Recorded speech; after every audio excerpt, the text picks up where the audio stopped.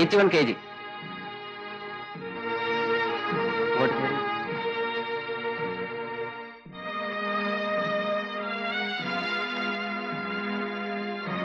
180 centimeters. I think I'm perfectly fit for hanging. ശരി, നിങ്ങൾ പോയിക്കൊള്ളൂ.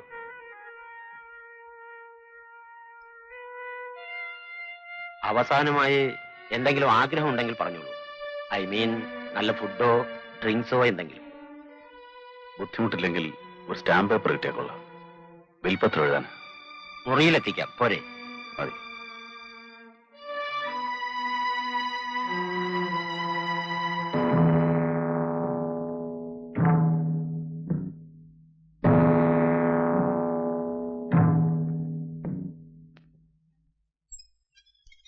Sir, Ravi പറഞ്ഞ മുറിയിൽ ബോധം കെട്ടു വീണു. എപ്പോ? Just now. ഞാൻ നോക്കിയിട്ടാണ് വരുന്നത്. എന്ത് സംഭവിച്ചതാ? I doubt a cerebral haemorrhage. My God. Left side paralyse ചെയ്തെന്ന് തോന്നുന്നു. എനിവേ, ഇവിടെ ഒന്നും ചെയ്യാൻ നിവൃത്തിയില്ല. മെഡിക്കൽ കോളേജിൽ തന്നെ കൊണ്ടുപോകണം. Then quick.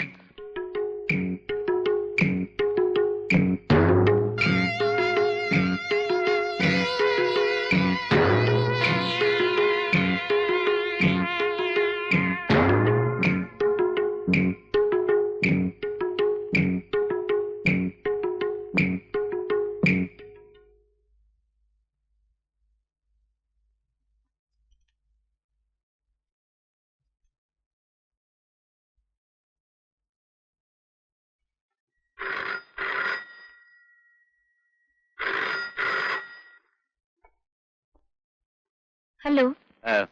ശശി, ഇത് ഞാനാണ്, ഇബ്രഹാം. എന്താ സർ വിശേഷം? ഞാൻ വിളിച്ചത് ഒരു കാര്യം പറയാനാ. ആ രവിവർമ്മ തടവ് ചാടി.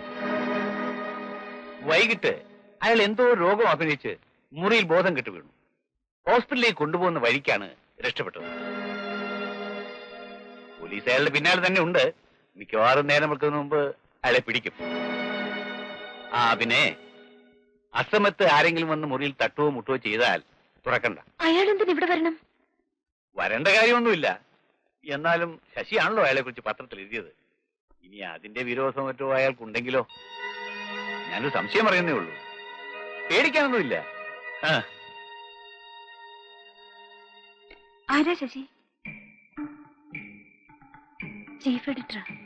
എന്താ ഈ അസമയത്ത്?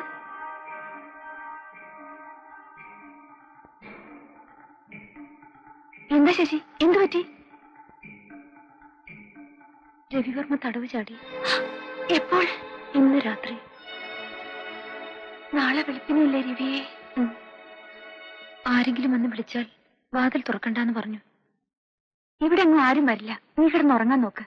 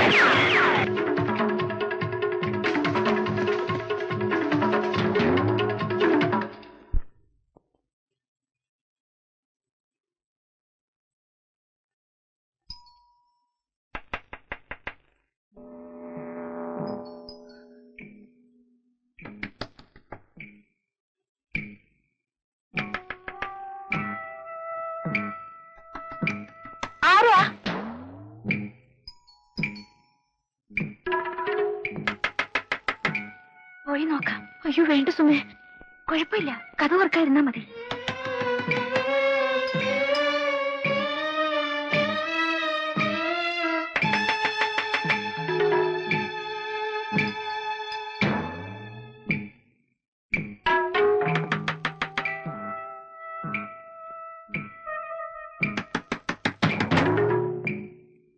ആരാണെന്ന് ചോദിച്ചത്?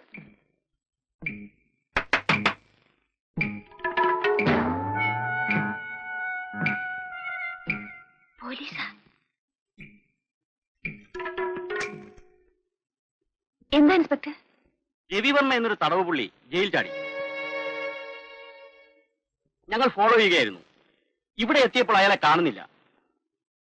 അകത്ത് ശബ്ദമൊന്നും കേട്ടില്ലല്ലോ? ഇല്ല. എന്തെങ്കിലും വിവരം കിട്ടിയാൽ സ്റ്റേഷനിലേക്ക് ഫോൺ ചെയ്യണം.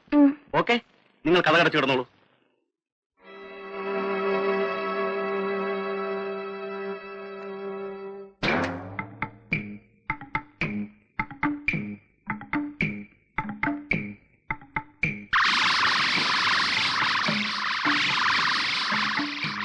സുമേ,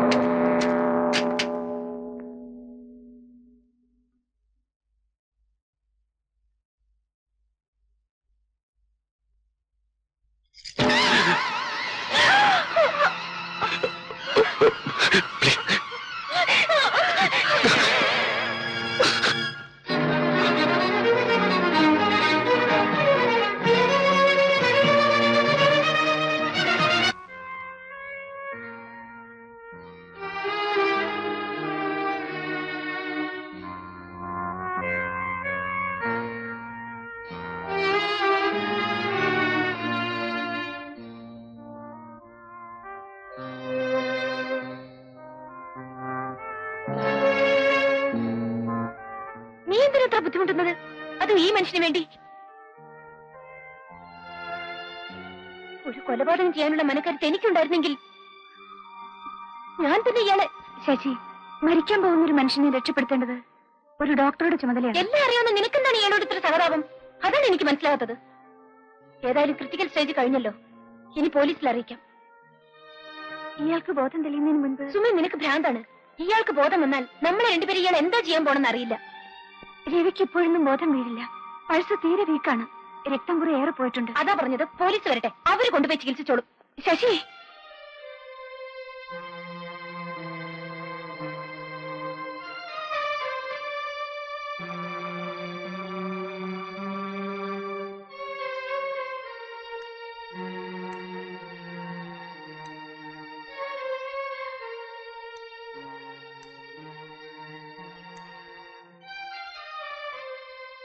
ഹലോ, പോലീസ് സ്റ്റേഷൻ. രവിയുടെ പോക്കറ്റിൽ കിടന്ന മുദ്രക്കടലാസായത്. എന്താ ഇതില്? ഞാൻ വായിക്കാം. തെക്കങ്കൂർ കോവിലകത്ത് രവി എന്ന് വിളിക്കപ്പെടുന്ന KV രവിവർമ്മ എഴുതുന്ന വിൽപ്പത്രം. സുപ്രീം കോടതി വിധി പ്രകാരം ഈ വരുന്ന 14-ാം തീയതി വധശിക്ഷയ്ക്ക് വിധേയനാകാൻ പോകുന്ന ഞാൻ എന്റെ സർവ്വ സ്വത്തുക്കളും പൂർണ്ണ മനസ്സോടെയും സമ്മതത്തോടെയും കൊല്ലപ്പെട്ട എന്റെ ഭാര്യ മേഴ്സിയുടെ ഇളയ സഹോദരിയായ ശശികല വർഗീസിനും സഹോദരനും മൈനറുമായ ജോയ് വർഗീസിനും ഇതിനാൽ നൽകിക്കൊള്ളുന്നു. സ്വത്തുക്കളെ സംബന്ധിക്കുന്ന വിവരങ്ങൾ താഴെ ചേർത്തിരിക്കുന്നു. രവിവർമ്മ.